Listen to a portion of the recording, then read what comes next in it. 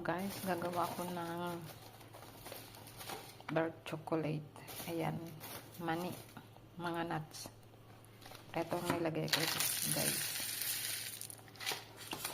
Ihalo lang. Ayan guys.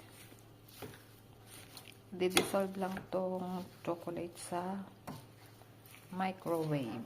Ayan.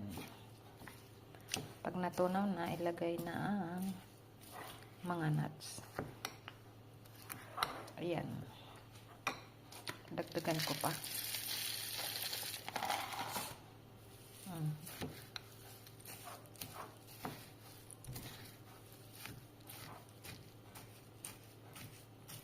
Haluin lang maigi, guys.